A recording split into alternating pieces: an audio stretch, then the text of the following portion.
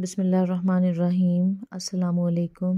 سیرت نبی صلی اللہ علیہ وسلم کی جو بک ہم نے شروع کی ہے اس کے تھرڈ پارٹ میں آج ہم دیکھیں گے۔ پہلے ہم نے دیکھا آپ صلی اللہ علیہ وسلم کی پرورش سے پہلے کیا کیا واقعات رونما ہوئے، اس کے بعد ہم نے ان کی پیدائش کو پڑھا، اس کے بعد ہم نے دیکھا کہ آپ کی پیدائش کے بعد کیا کیا معجزات ہوتے رہے، آپ نے کن کے پاس اپنا بچپن کا جو شروع کا ٹائم تھا وہ کن کے پاس گزارا۔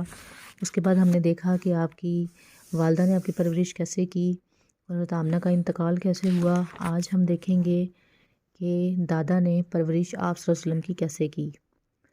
حضرت آمنہ رضی اللہ عنہ کی وفات کے بعد آپ صلی اللہ علیہ وسلم کی پرورش کی ذمہ داری آپ کے دادا حضرت عبد المطلب نے لے لی، مگر آپ کی عمر بھی 8 سال 2 ماہ اور 1 دن ہوئی تھی کہ آپ کے پیارے دادا جو آپ سے بہت پیار کرتے تھے ان کا انتقال ہو گیا۔ اس وقت ان کے دادا کی عمر 80 سال تھی۔ وہ اپنے انتقال سے پہلے اپنے بیٹے حضرت ابو طالب کو وصیت کر گئے تھے کہ وہ آپ صلی اللہ علیہ وسلم کی پرورش کریں۔ آپ صلی اللہ علیہ وسلم کو اپنے دادا کی وفات کا بہت دکھ ہوا۔ آپ صلی اللہ علیہ وسلم اپنے دادا کے جنازے کے ساتھ روتے ہوئے قبرستان تک تشریف لے گئے۔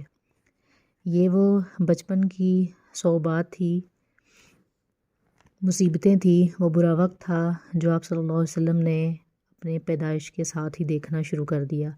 والد کی وفات، یتیم پیدا ہوئے، پھر والدہ کی وفات، پھر دادا کی وفات۔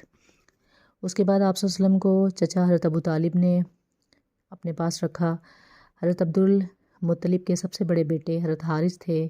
گویا حضرت ابو طالب اپنے بھائیوں میں سب سے بڑے نہیں تھے اور ان کے معاشی حالات بھی اچھے نہیں تھے۔ اس کے باوجود حضرت عبد المطلب نے آپ صلی اللہ علیہ وسلم کی پرورش کی ذمہ داری آپ کو سونپی، حالانکہ عام طور پر یہ ذمہ داری بڑے بیٹے کو دی جاتی ہے۔ حضرت عبد المطلب نے ایسا سوچ سمجھ کر کیا کیونکہ انہیں اپنی اولاد میں سب سے زیادہ ذمہ دار اور حساس ابو طالب ہی لگے۔ ظاہر ہے بڑے کچھ دیکھ کر سوچ سمجھ کر اس طرح کا فیصلہ کرتے ہیں کہ کون اس ذمہ داری کو نبھا سکتا ہے، وہ اپنی اولاد کو جانتے ہیں، تو اسی طرح یہ فیصلہ بھی کیا گیا اور وہ ساری زندگی اپنے والد کی توقعات پر پورا بھی اترے۔ حضرت ابو طالب آپ صلی اللہ علیہ وسلم کے سگے چچا تھے، ان کی بیوی کا نام حضرت فاطمہ تھا۔ ان دونوں نے آپ صلی اللہ علیہ وسلم کی پرورش اپنی اولاد سے بڑھ کر کی۔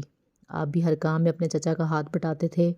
آپ جیسے ہی جوان ہوئے اور آپ کے معاشی حالات بہتر ہوئے تو آپ نے اپنے چچا حضرت ابو طالب کا بوجھ کم کرنے کے لیے ان کے بیٹے حضرت علی کی کفالت کی ذمہ داری خود لے لی۔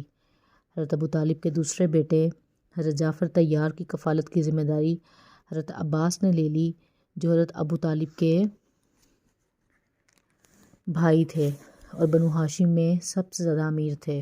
دراصل حضرت عباس رضی اللہ عنہ کو آپ صلی اللہ علیہ وسلم نے ہی ایسا کرنے کے لیے منایا تھا۔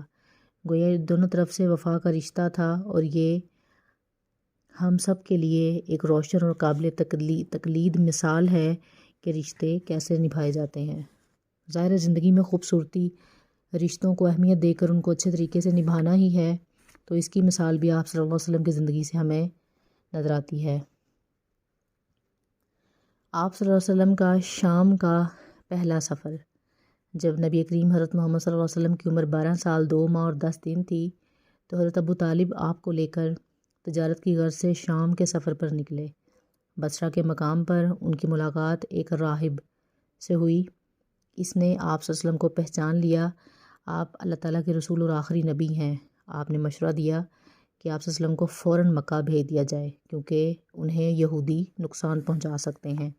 آپ جانتے ہیں کہ یہودی تو شروع سے مسلمانوں کے دشمن رہے ہیں اور نبیوں کو وہ پہچانتے ہیں، وہ دین اسلام کو بہت اچھے طریقے سے جانتے ہیں۔ ان کی اس ٹائم سے آپ صلی اللہ علیہ وسلم کے ساتھ عداوت ہے اور وہ ان کی تمام نشانیوں کو بھی پہچانتے تھے، اس لیے اس راہب نے بھی ان کو پہچان لیا۔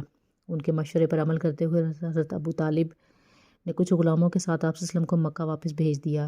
یہاں اس بات کا تذکرہ ایمان میں تقویت کا باعث بنے گا کہ آپ کو دیکھ کر بحیرہ نے کیا کہا۔ اس نے آپ صلی اللہ علیہ وسلم کے پیغمبر ہونے کی گواہی ان الفاظ میں دی، یہ سید المرسلین ہیں، اللہ تعالیٰ انہیں رحمت للعالمین بنا کر بھیجے گا، سبحان اللہ۔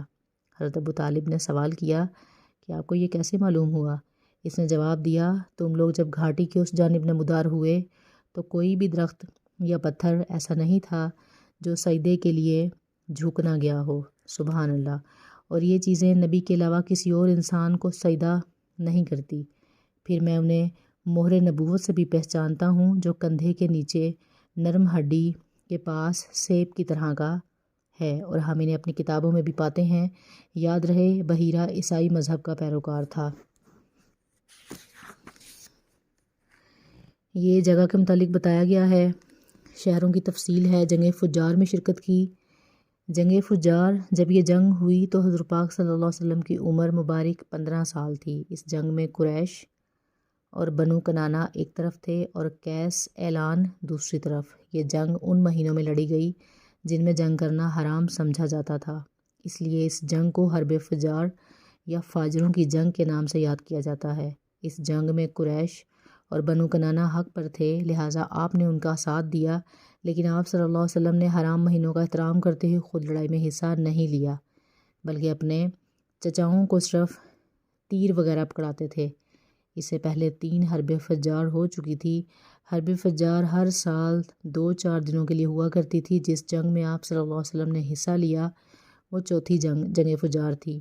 آپ صلی اللہ علیہ وسلم کی برکت سے دونوں متحارب قبیلوں کے درمیان صلح ہو گئی اور پچھلے 4 سال سے جاری رہنے والی ان خونی جنگوں کا ہمیشہ کے لیے خاتمہ ہو گیا۔ یہ تھی آپ صلی اللہ علیہ وسلم کی آمد کی برکت کہ معاملات آہستہ آہستہ ٹھیک ہونا شروع ہو گئے۔ اللہ تعالیٰ ہمیں نبی کریم حضرت محمد صلی اللہ علیہ وسلم کے نقش قدم پر چلنے کی توفیق عطا فرمائے، ان کا دیدار نصیب فرمائے، ان کی شفاعت نصیب فرمائے۔ اپنا بہت سارا خیال رکھیے گا، دعاؤں میں یاد رکھیے گا۔ اللہ حافظ۔